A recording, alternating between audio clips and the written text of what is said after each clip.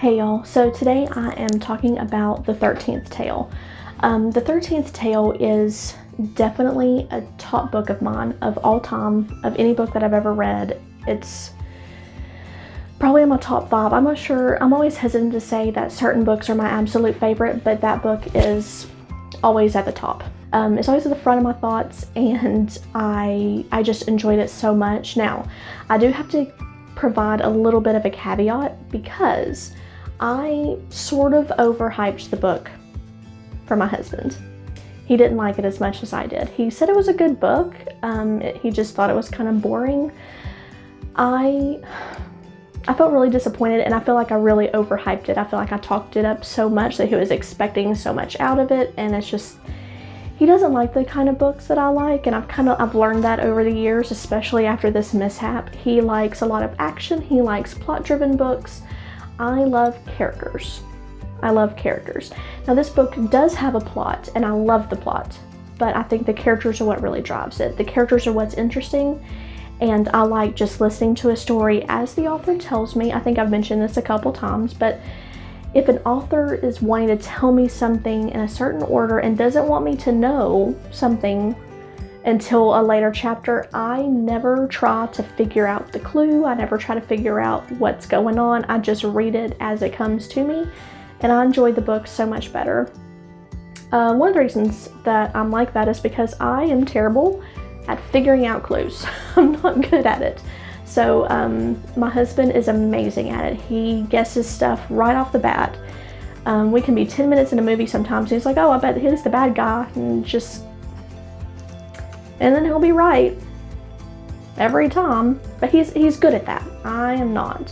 So if you're the kind of person that loves character and loves story and doesn't have to have a lot of quote-unquote action happening at the time, then you may enjoy The 13th Tale. Especially if you just, like I said, kind of take it as the author is giving it to you. You might enjoy it a little bit more. I'm not really sure. Some people enjoy figuring stuff out before the big reveal, but for me the big reveal was pretty surprising. I was surprised, but that could just be the kind of reader I am. My husband says he picked up on it halfway through the book, so I don't know, but I wasn't expecting the twist, is all I'm saying. I really enjoyed it. So it's set in, like, I think how they described it was the Irish countryside in around 1985. So it's set in the past, and I enjoy books around that time a lot as well. So I think that helps me is with the setting, the type of book it is. I do kind of like fairly dark.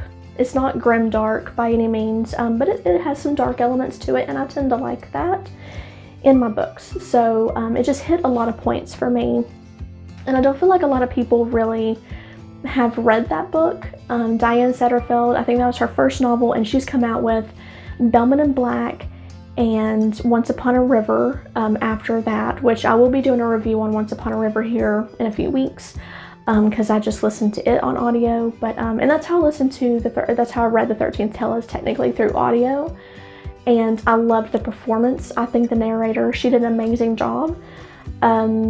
And the narration just kind of made the story come alive for me. So I would suggest listening to it on audio, but if you prefer physically reading, I think it would still be a great book, even if you're physically reading it. I just haven't had that experience.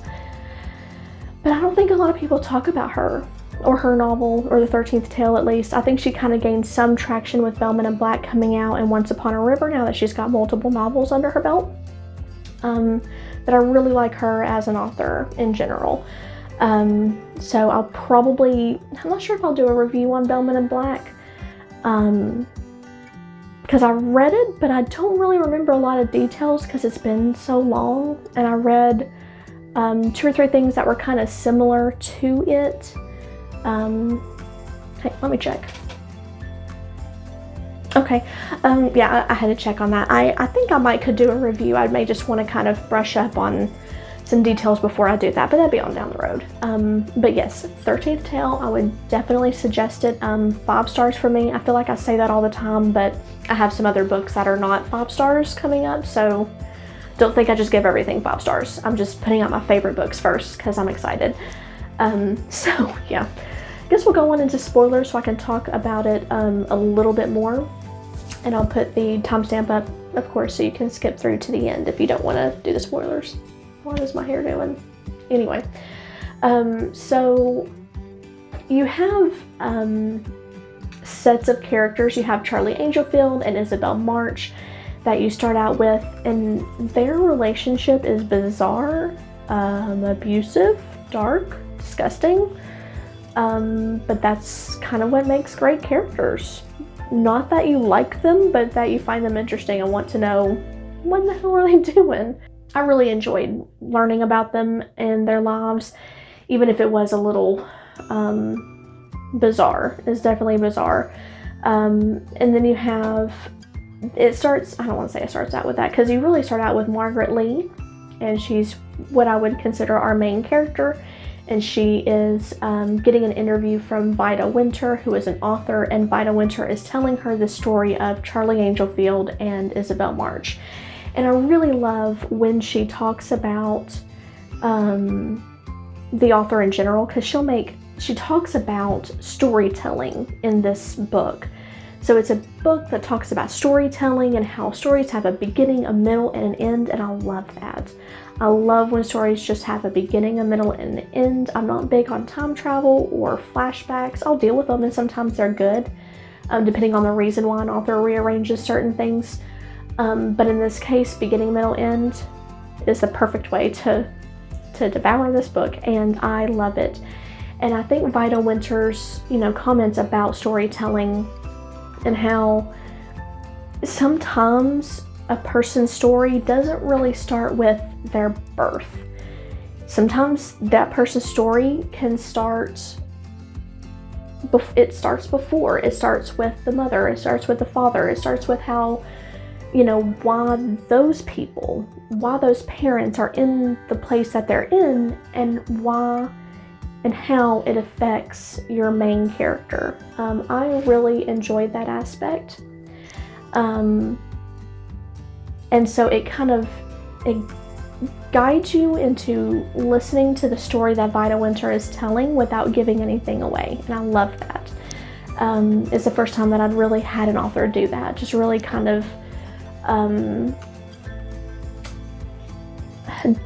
dive into storytelling itself. It's almost like almost breaking a fourth wall without breaking that fourth wall.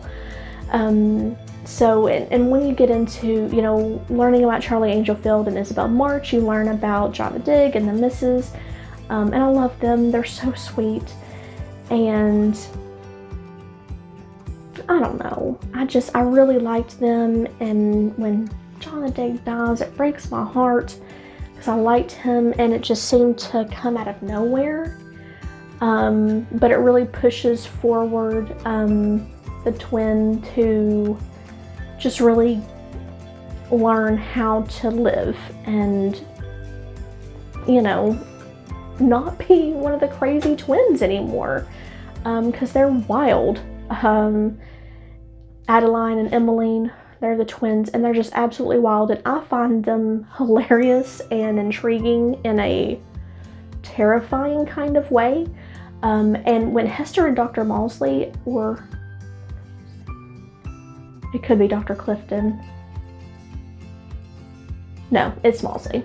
When Hester and Dr. Maudsley are doing their, what do they call it, experiments with the twins, you just tell that they have no idea what they're doing. They're doing so much harm, and I was really glad when that part was over. I didn't like Hester at all. But at that point, you kind of start getting some clues into what is really going on, and when everything comes together and you realize who Vida Winter is and what happened at that house, I really love the twist. I love how it came together. I love how it was told, because when Diane Setterfield, when she changes those pronouns, it's so subtle. It was so subtle. I never realized it until Margaret Lee, as part of breaking the third wall or fourth wall, Margaret Lee brings it up. I never noticed. It never crossed my mind. It just is very well done. But that also comes back to me not noticing things like that. I just take in the story. So maybe that's just me being a bad reader. I don't know. We'll go with I'm not being a bad reader. We'll just go with the author is so good that she was able to get one over on me. That's how we'll go with this. But yes, it's so good. I love it. It ended really well. You learned the truth about Aurelius, and I thought that was so sweet. And how he gets a family at the end is precious. So we'll go ahead and wrap up the spoilers. I said I've read this book multiple times, and I have it on audio. That's why I don't have the physical book. I thoroughly enjoy it, and I hope that there's someone out there that has read it. So if you have, please leave me a comment down below. I'd love to hear your thoughts and how you read it. If you could guess what happened before it actually happened, if you guessed the twist, if you noticed when she changed her pronouns, absolutely let me know. I would love to talk to some other people, because not a lot of people that I know have read this book. So I'd love to get that conversation going. Please like and subscribe and check out some of my other videos. Join me on Discord. I'm usually in Knickknack's Corner, so I'm going to link his, he's got a Discord channel, but he's got a channel on here as well that I'm going to link, and check out his videos. Join us on Discord. I'm usually over there in his channel chatting about books. So yeah, I'll talk to you soon, and y'all take care. Bye.